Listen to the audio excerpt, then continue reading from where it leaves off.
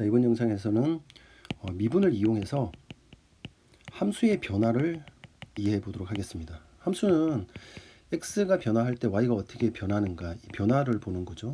이 변화는 그래프를 통해서 쉽게 이해할 수 있는데요. 결국은 미분을 통해서 그래프를 어떻게 그릴 거냐 하는 문제도 됩니다. 자, 그래프의 변화를 이해하기 위해서 우리는 증가, 감소, 또 극대와 극소라는 용어를 수학적으로 이해해 볼 필요가 있습니다. 자, 밑에 보면 증가한다는 의미가 나와 있는데요.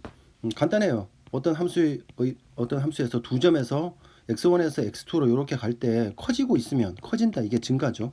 수학적으로 어떻게 증가하느냐? x에서 y로 변화할 때, x에 따라서 y가 변화할 때 x가 커질 때 y가 어떻게 되느냐, 이런 문제인데, 그러니까 x가 증가한다는 걸 기준으로 해서 y가 이렇게 커질 수가 있죠. 올라가면 이게 바로 증가. 그 말은 곧 fx2가 fx1보다 크다, 이렇게 되겠죠. 근데 x가 증가할 때 점에서 y가 내려오고 있어요. 그럼 감소. fx1이 더 크겠죠, 그죠? 감소, 이렇게 됩니다. 자, 요 내용을 우리가 미분으로 조금 이해를 해볼 수가 있는데, 여기서 평균값 정리 어쩌고 저쩌고가 나와 있는데, 이 내용은 앞에서 우리가 좀 생략을 하고 갔습니다. 그래서 관심 있는 친구들은 그 앞단원에 있는 평균값 정리를 먼저 공부하고 나서 여기 있는 내용을 한번 읽어보고요. 여기서는 그래프를 이용해서 좀 더 쉽게 이해를 해보도록 하겠습니다. 뭐 간단한 건 이런 건데요. 결국 증가한다는 내용은 이제 x가 증가할 때 결국은 x2-x1이 0보다 클 때 fx2가 fx1보다 커야 된다, 이렇게 되면 되는 거잖아요. 근데 이 그래프를 보면, 우리가 증가하는 그래프를 보면 결국은 이 그래프에서의 접선의 기울기, 이 구간 x1, x2에서 접선의 기울기는 우리 f'x 이렇게 나타낸다 그랬죠. 이 접선의 기울기가 다 이쪽 방향이에요. 이쪽 방향이라는 얘기는 0보다 크다는 얘기죠. 기울기가 0보다 크다, 이렇게 되고요. 감소하는 그래프를 옆에서 접선의 기울기를 그리게 되면 접선의 기울기가 곧 0보다 작아지게 됩니다. 그래서 그래프를 통해서 직관적으로 이해를 할 수 있습니다. 정리해보자면, 자, 도함수 어떤 구간에서 열린 구간이라는 얘기는 이런 얘기입니다. 예를 들어서 A와 B, X가 A보다 크다, 크고 B보다 작다, 이런 의미거든요. 구간에서 도함수가 0보다 크다, 이 말은 모든 미분계수가 0보다 크다면 접선의 기울기가 이렇게 돼 있는 거죠. 그럼 증가하겠죠. 반대로 0보다 작다면 감소한다, 이렇게 됩니다. 그래서 미분을 하면 증가 감소를 쉽게 판단할 수 있겠네요. 자, 한번 문제를 통해서 한번 이해해 볼까요? 자, 1번 한번 보자. 3차 함수가 나와 있는데, 이 3차 함수의 증가 감소, 우리가 그래프를 보기가 좀 어렵죠. 자, 그런데 미분을 이용해 보겠습니다. 미분을 해보면, 자, 이 미분은 각각 따로 하면 되니까 쉽죠. 미분을 하면 2차 함수가 되고요. 자, 2차 함수에서 요 구간, 얘가 0이 되는 점이 바로 뭐가 됩니까? 마이너스 1과 마이너스 3이네요. 그래서 마이너스 3과 마이너스 1을 기준으로 해서 결국 f'x가 플러스냐 마이너스를 조사를 하면 될 텐데, 그 구간의 값들을 여기다 대입해 보면 돼요. 그럼 마이너스 3보다 작은 쪽에서는 여기가 마이너스가 되니까 플러스가 되겠죠. 그러면 함수는 증가하게 되겠네요. 증가. 그 다음에 마이너스 3에서 마이너스 사이는 한쪽만 음수니까 음수가 되겠네요. 그러면 감소. 다시 플러스가 되면 증가. 자, 이렇게 판단할 수가 있다는 거죠. 자, 그 다음으로 우리가 극대와 극소라는 개념을 한번 보겠습니다. 자, 극대 극소는 어떤 의미냐면, 자, 여기 지금 정의가 x는 a를 포함하는 어떤 구간에서, 열린 구간에서 모든 x에 대해서 이렇다고 했는데, 이 말을 좀 쉽게 설명하면 fa 요거를 기준으로 해서 요게 a라고 하면 그 주변에 있는 모든 값이 그 값보다 작다, 이런 뜻이에요. 그러니까 요게 fa인데 fa 그 주변에 있는 모든 값이 다 작아요. 그러면 그 값은 가장 큰 값이 되겠죠. 따라서 이걸 x는 a에서 이걸 극대라고 하고 그 값을 극대값, 이렇게 얘기합니다. 그러니까 극대값이라는 얘기는 그 주변, a 주변에서 가장 큰 값.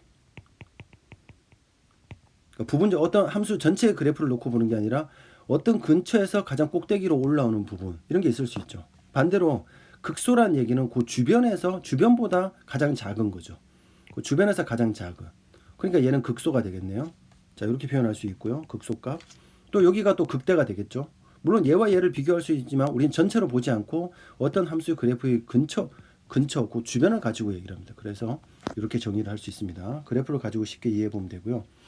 자, 요거를 우리가 미분으로 이해해 본다고 하면 이런 거거든요. 우리가 극소라는 얘기는 뭡니까? 극소를 보면 이 접선의 기울기를 딱 그려보면 뭐가 돼요? F' 바로 a가 0이 되겠죠. 접선의 기울기가 0이 되는 지점. 그리고 극소가 되려면 그 전에는 기울기가 f'x가 감소하니까 0보다 작다 해서 f'x가 0보다 커지는 쪽으로. 다시 말해서 함수가 감소해서 증가로 바뀌면 극소가 되겠죠. 반대로 증가해서 감소로 바뀐다면 극대가 됩니다. 자, 그래서 미분 가능하다면 극값을 가지고 극값에서는 f'a가 0이다 이런 얘기 할 수 있고요. 자, 아까 요 얘기인데요. 그래서 우리가 극값에서 보면 미분 계수는 0이 되고요. 증가해서 감소로 바뀌면 우리가 극대가 됩니다. 자, 여기서 감소해서 증가로 바뀌면 바로 이게 극소가 되겠죠. 자, 그 내용. 이 부호가 어떻게 바뀌냐에 따라서 극대냐 극소냐를 판단할 수 있습니다. 자, 예제 2번 통해서 한번 볼까요? 아까 문제가 똑같은데 역시 미분을 해서 보면 f'x가 0이 되는 값을 기준으로 그 x값에 따라서 플러스냐 마이너스가 볼 수 있죠. 그럼 플러스 마이너스가 있으니까 그래프 모양은 증가하다가 감소하는 거. 따라서 요 점은 뭐가 돼요? 극대가 되겠죠. 자, x는 3에서는 감소하다가 증가하네요. 그럼 요 점은 바로 극소가 되겠죠. 자, 그래프와 미분 연결해서 이해해 보면 되겠죠. 자, 넘어가서 자, 함수의 그래프를 봅시다. 그래서 우리가 증가 감소 또 극대 극소를 이해하면 역시 함수의 그래프를 그릴 수 있게 되는데요. 앞에 했던 과정을 역시 반복하기는 합니다.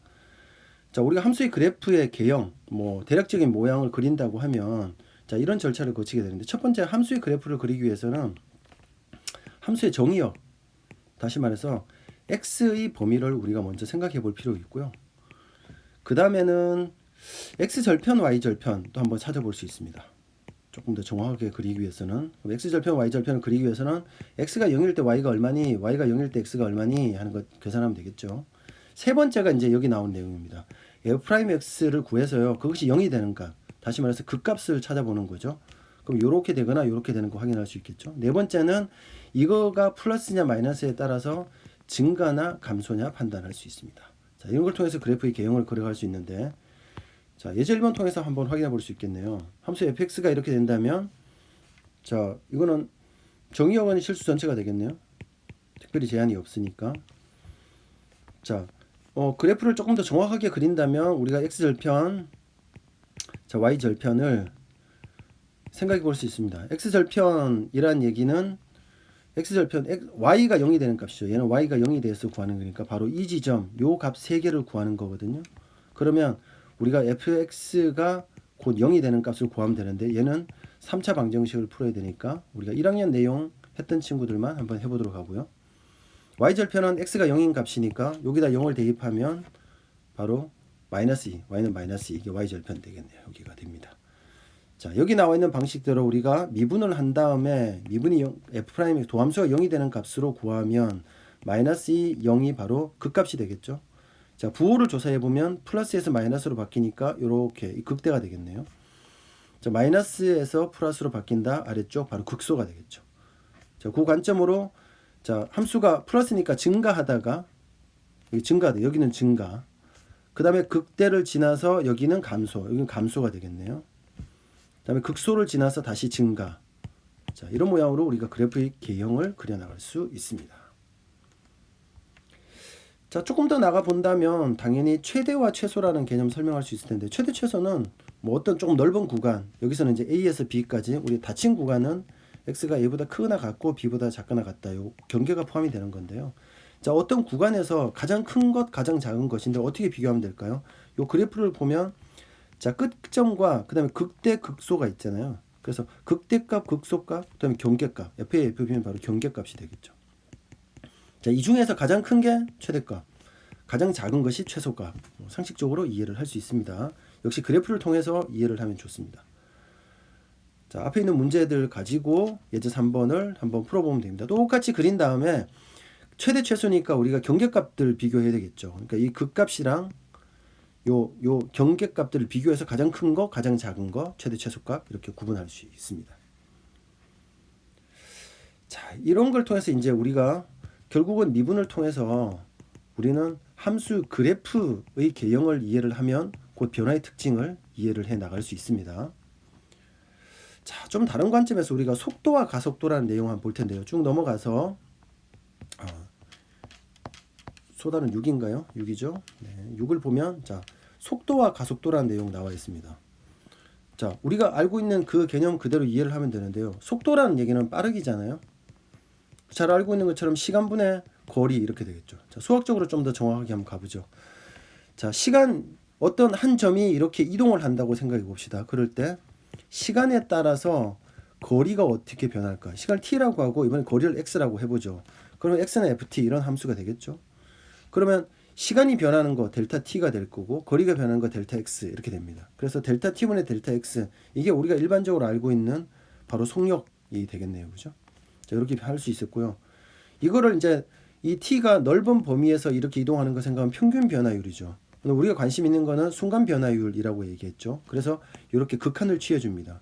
그러면 어떤 점에서 시간에 따라서 순간적으로 이동하는 거리의 변화율 되니까 그게 바로 속력이라고도 표현하기도 하고 속도라고 할 텐데 속도라고 할 때는 이 변화의 방향과 크기를 모두 얘기합니다. 그러니까 커지는 방향이나 작아지는 방향 이런 거 다 포함하는 거죠. 자, 그래서 그 값은 바로 미분한 값으로 나타내지게 되고요. 자, 그거를 한 번 더 미분을 하게 되면 우리가 속력이 어떻게 이 속력은 거리의 변화율이죠. 자, 얘를 한 단계 더 가게 되면 바로 속도의 변화율, 속도의 변화하는 비율 이게 바로 우리의 가속도가 되거든요. 자, 이렇게 정의를 할 수 있습니다. dv dt가 되고요. 자, 얘를 한 번 더 미분한다는 의미로 f2't 이렇게 얘기를 할 수도 있습니다.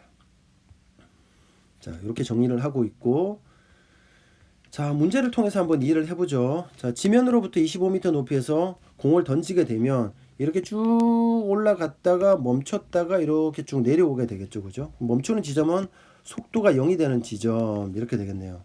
자, 이런 함수, 그러니까 시간 t에 따라서 x가 이렇게 표현이 된 함수, 그럼 그거를 미분해주면 바로 속력이 되고 최고 높이, 그러면 속력이 0이 되는 지점을 찾으라는 얘기죠. 찾아보면 이렇게 됩니다.